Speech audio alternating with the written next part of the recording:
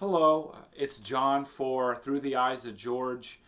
Today I thought I would share with you a few books and review them about George Washington's um, personality, the people he surrounded himself with, where he lived, and things that were happening during his presidency. And all of the books that I will be using in this book review, I'll put in the description below on my YouTube channel, Through the Eyes of George, or you can go to my website, pt1.com. That's POTUS, the number 1.com. So to get started, I will either be reading an excerpt from a book and explaining why I liked it, or just explaining in a general sense why I like this book.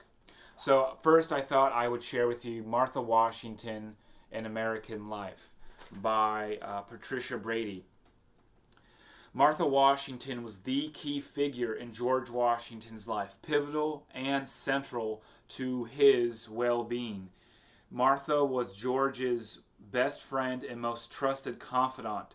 George could filter anything and everything through Martha. And in doing so, Martha gained the trust of George over the tumultuous circumstances of the American Revolutionary War, his time at home dealing with the estate, and then also the presidency and after the presidency.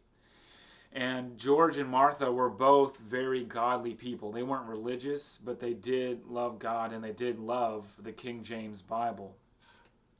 So, Martha was married before she met George to Daniel Custis. And Daniel passed away around the age of 41 and left the business of the estate to Martha. So she had to learn, and she was a very business savvy, very thrifty, very practical, in that kind of sense, to the best of her ability.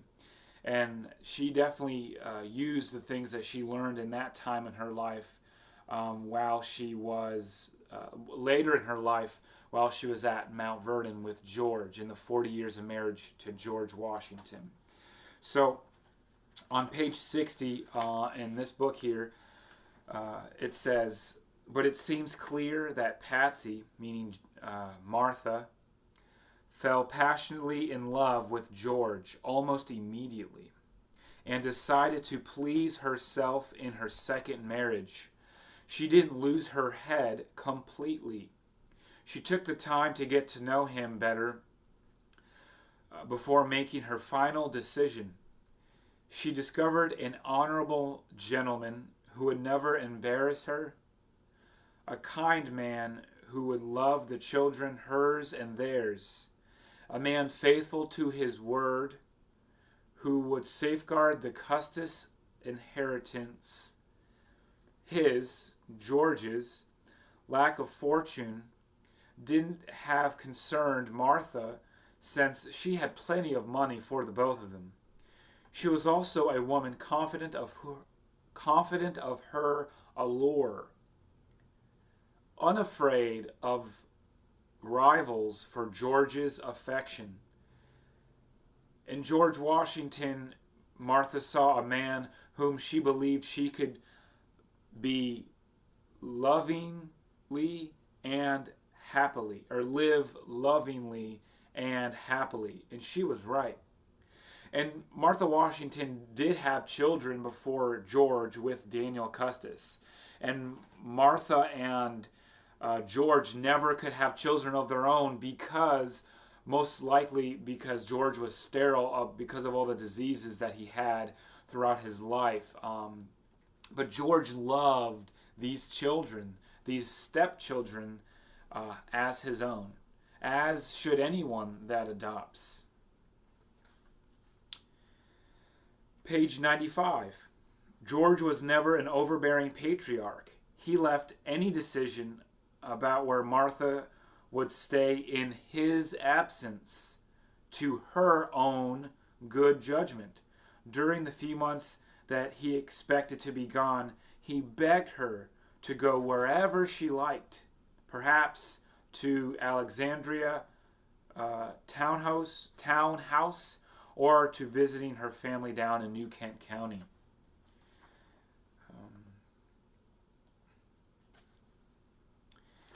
Let's move on to... this is great. Page 150. George's brother Samuel, married 5 times and deeply in debt, had died during the Revolution, leaving his 3 children by his 4th wife virtually penniless. Whether neither their stepmother nor grown half-brothers were able to care for them, George Washington found himself responsible for Sam's wild youngsters. It goes on to say that George and Martha did their best to rear or to take care of Samuel's kids, but they were just too rambunctious.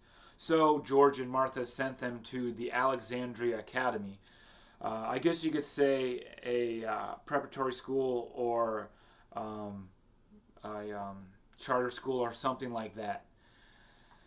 So that's kind of cool. That's a good piece of information. You could say that George loved kids.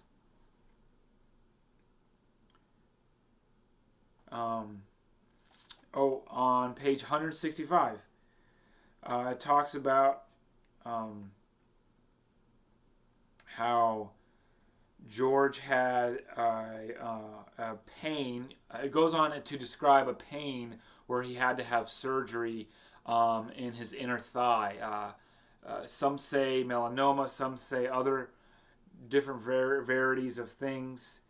And it was very painful for George Washington in his left thigh. But I'm not going to describe that. But Martha, through that surgical procedure and all the other things, Martha was there for George. And he was there for her.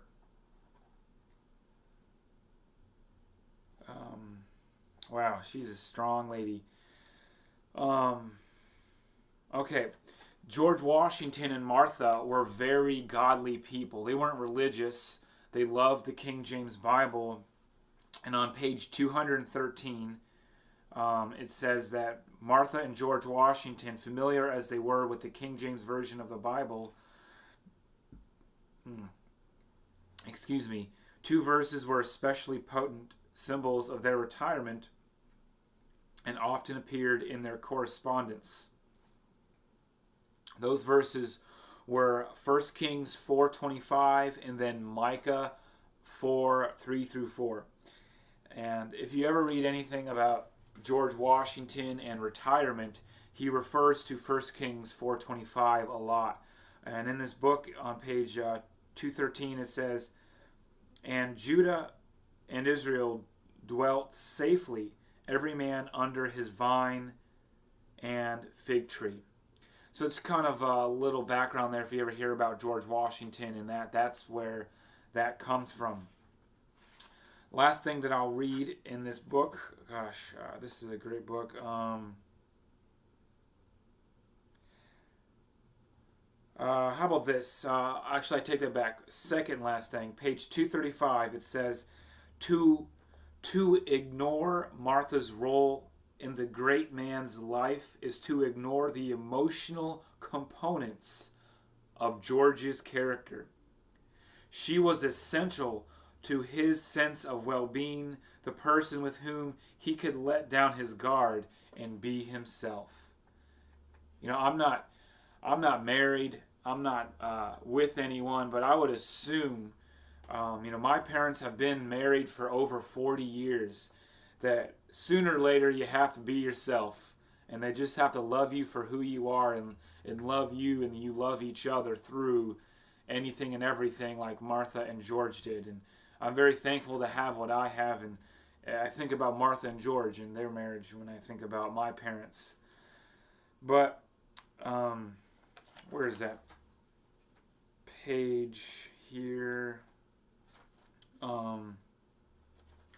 No. Is it?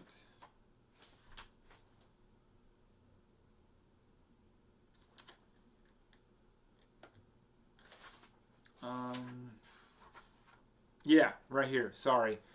Page 229. George Washington had passed on the office of the presidency, setting the standard for the peaceful succession of American administrations in the years to come. But no future president could achieve his almost mythical status as the founding first president, nor could any future first lady replace Martha Washington as the first lady, the woman who stood by Washington's side, supporting him throughout the founding of the American nation. The more you read this book by Patricia Brady, you see how pivotal Martha's virtuous lifestyle as the essential virtuous woman helped George make the decisions that he did to procure a solid foundation for this infant country. So moving on, the next book. I know this video is about 10, 11 minutes long. If you'd like to pause for a bit, you can, but I'm going to move on to the next book. George Washington's Rules to Live By. George Washington is known when he was a young man to write down the 110 maxims to civility and decent behavior. And this book here was edited and had some help, I guess you could say, from the Emily Post Guide to Etiquette, or the Emily Post Institute. And there's a foreword in here by Lizzie Post. So I'm just going to read a couple things that George Washington said, and then we're going to move on to the next book. If you cough, Rule 5, George's Rule 5. If you cough, sneeze, sigh, or yawn, do it not loud, but privately. But put your handkerchief or hand before your face and turn aside. Kind of like going like that. In a contemporary language, that means don't sneeze or cough into the air, but into the crook of your arm, and keep a tissue handy.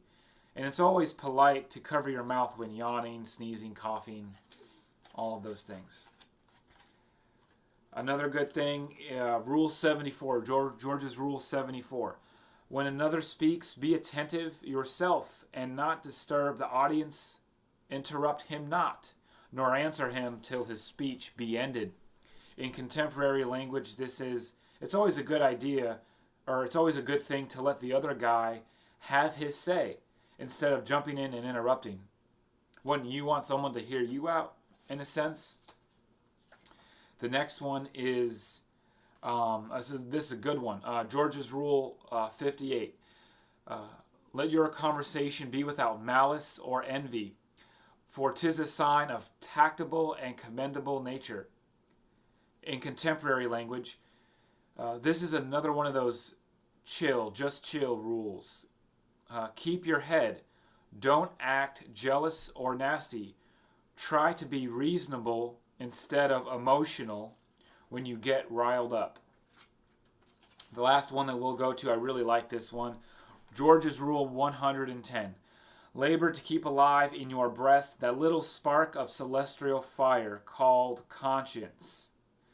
In contemporary language, it is having a good conscience that keeps you honest and fair is a good idea now as it was in George Washington's day. So here's to the little spark called conscience, knowing the difference between right and wrong. And the next book we're going to look at where George Washington lived, start moving into that. Mount Vernon is ours.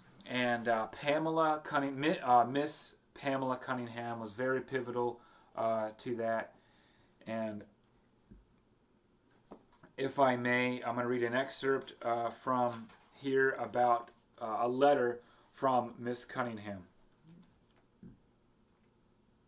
And this letter was to the Mount Vernon Ladies Association and the future ladies who would be running it. So right here, okay, page 442. She then read a letter from Miss Cunningham, which ever since 1907 has been reprinted in each annual report and minutes of the association. for here once again the first regent had found herself. The interlined first draft of this message in her own handwriting was left among her papers and is now in the files at Mount Vernon. The final paragraphs have the authentic ring and challenge and inspiration of her earliest efforts in the cause before illness and disaster took their toll. Now this is the letter. Ladies, this is Miss Cunningham speaking. Ladies, the home of our Washington is in your charge. See to it that you keep it the home of Washington. Let no irreverent hand change it.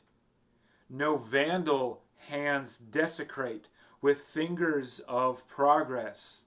This is on the next page, 443. Those who go to the home in which he lived and died wish to see in what he lived and died. Let one spot in this grand country of ours be saved from change. Upon you rests this duty. And I'd have to say, and it is quite well known in the Mount Vernon Ladies Association, but that without Miss Pamela Cunningham, Mount Vernon very well may have looked different, and the preservation quite possibly could be different without her courageous, intrepid nature. But the next book I want to talk about is from George Washington's Mount Vernon, the official guidebook from 2017, updated guidebook. And it just has a lot better pictures, a lot more information in it.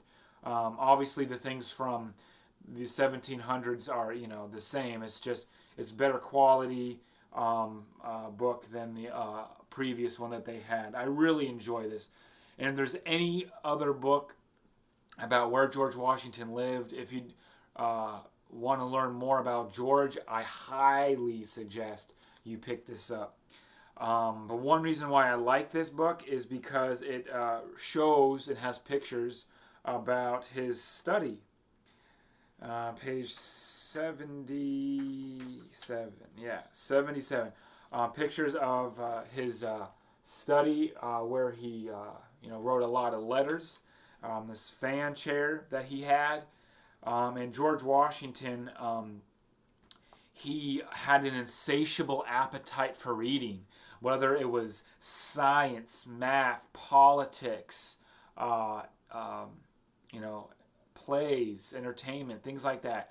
George Washington loved literature. He loved reading. He loved to learn. He's a good example of somebody not giving up on your education, no matter how and what stage you are in life. So my last book in this book review is by Harlow, Giles, Unger, Mr. President. This book here really goes through a lot of the big issues that George Washington had to deal with as our first president, and he set in stone a lot of the pillars of what the presidency looks like today, a lot of the precedents. So, but what I'm going to be reading from isn't about one of those pillars that he set. It's of something emotional that happened to George Washington. And Martha Washington was absolutely through and with George Washington through this situation that I'm about to read about. And these are one of the people I was talking about that betrayed George Washington, Edmund Randolph. Page 213. News of the letter staggered Washington, who had known and trusted Randolph for years, considered him a close personal friend, a scion of one of Virginia's oldest, most aristocratic families. Randolph had been the governor of Virginia and an ally of Washington in the fight for ratification of the Constitution in the Virginia Ratification Convention. A wealthy plantation owner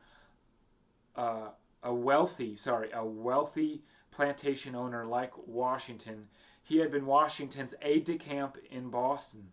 at the beginning of the Revolutionary War in 1775. Washington all but broke down in tears as he confronted Randolph with the letter and came to the inescapable conclusion that Randolph had pocketed thousands of dollars from Fauché. As he's a Frenchman. He demanded and received Randolph's immediate resignation. And there's more context to that and what happened to Randolph and what George Washington did afterwards. But this book really shows that just because you are president doesn't mean that you're not human. And I just love how Harlow, Giles, Unger really shows that. You're not a demigod. You're not this untouchable figure. And George Washington dealt with collusion with foreign governments. That chapter that I read from, that is in there. He dealt with impeachment. He himself wasn't, but he talked about it in a letter because of the surrounding context of the Jay Treaty during the 1790s. And that is talked about in here to a small extent.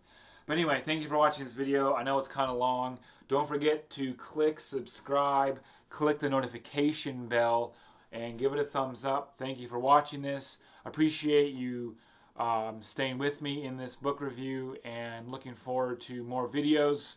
You're the best. Don't forget it.